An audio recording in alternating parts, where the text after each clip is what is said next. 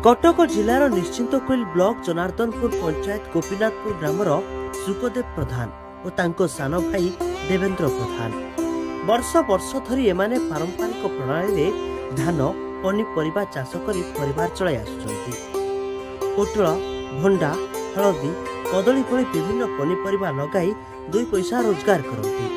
प्रतिवर्ष प्राकृतिक विपर्ययर शिकार हेला परे मध्य खेती सहिला परे मध्य भांगी न पड़ी पनीपरिबा चाष जारी रखती। हेले एबे किंतु उद्यान कृषि प्रति आग्रह प्रकाश करिसेंती। एमाने पिजुली चाष को एमाने आपणाइछंती, सफल मध्य होइछंती। मु प्राय 30 वर्ष है चाष कलानी। पाठपढ़ा सरला मैट्रिक जो फेल हेली मुझे भाविली आम तो गोटे बड़ फिल्ड अच्छी चाष हो बापा करते चाष बोले ना चाष उन्नति हम कहीं चाषटा केमी भल करी से बापा सागर मुझे चाष आरंभ कली। मुझे एकुटिया कर चाष चाष पढ़ा कम है तो मुझे चाष कली तो से चाष कर प्रथम साधारणतः जो मैंने करती सब जमी भेंडी कलरा बैगण सब चाष करती से चाष करी देखिली से चाष मोर लस हो लाभ बेसी होनी प्राकृतिक विपर्य घटुची। मुझे धीरे धीरे कदली चाष कली भंडा चाष कली बर्तमान पिजुली चाष कर स्टार्टिंग तो आम वर्षक भितर आरंभ करूँ रोजगार भल हो आशा करूँ। फास्ट अल्प किसी बाहरी आम बिकीचु अल्प तो चली आम आशा करें अधिका प्रदर्शन पाइबू बोलिक पनीपरिया ठार अधिका पाइबू बोली आम आशा करूँ। तथा आम 15 ରୁ 20 हज़ार टଙ୍କା बिकीचु। प्रतिष्ठित आत्मनिर्भर हो पार चाष सी एवं भले चल पार ये बर्तमान जुगे भल चलो कि डिपार्टमेंट हूँ हर्टिकल्चर सहित जोगाजोग कर डिपार्टमेंट से बहुत साहय करम निश्चिंतकोइल ब्लॉक सी आम बहुत चौधरी सार बहुत हेल्प कर डेमोन्स्ट्रेशन धर आसिले किसी आमको खत बाबद किसी पैसा भी दिखती धर आकाउंट किसी पैसा पठाती जी जहाँ पठाइवा कथा आम जो चाष कर भंडा देती कदली देती पिजुली बर्तमान देवे कहते जहाँ आम अच्छी स्कीम से आम साहय कर।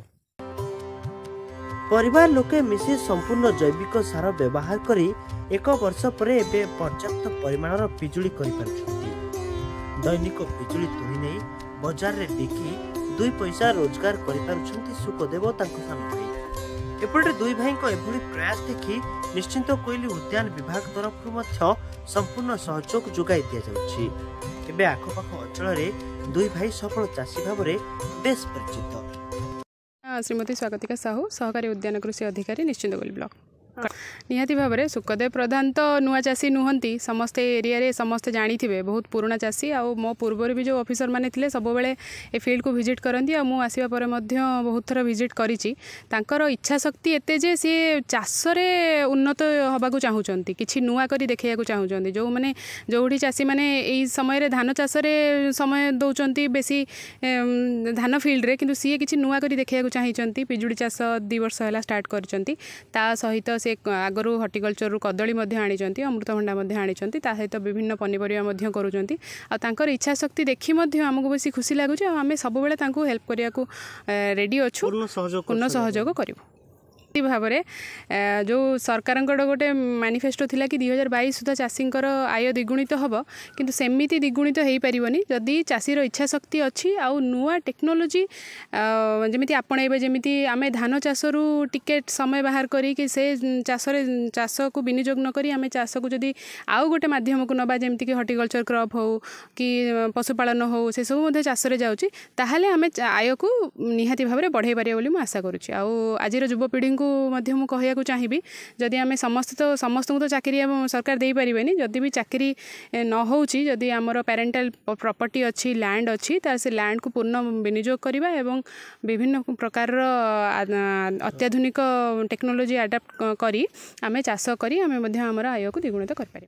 मो ना चौधरी देवदत्त प्रसाद दास चौधरी बोली समस्त जानती मुझे हर्टिकल्चर ओभरसर अच्छी निश्चिंतकोइल ब्लॉक आगुरी जानी 17 मसीह मुझे मझे वर्ष जाइली पुणी एवं आसी 21 रु प्राय जहाँ आसी डिपार्टमेंट जिनस अफसर मान सहित आसिक बसिक सहित आलोचना करी सब साहाय्य देती छोटो बड़ो जहाँ स्कीम हर्टिकल्चर आसे आगे सुखदेव को फोन करे सीए जो मना करती जाए मुझे भागुची कि बहुत बढ़िया चाषी आउ जड़े भी आम अच्छा सेपटे उत्तम जना बोली जड़े चाषी अच्छा महमदपुर में एमती बड़ चाषी तेणु एम ग्रो करने चाहूँ कहीं चाष द्वारा ही बंचुंट प्रत्येक बाबद चाष बाबद जो जहाँ चाहती टेक्नोलोजिकल ये करने प्रोब्लेम सल्व करने मोर हायर अथॉरिटी सहित परामर्श कर सब जोगे आसी तेणु जहाँ सी जन भल चाषी आगू निश्चित उत्तर उन्नति करेंगे मोर आशा अच्छी।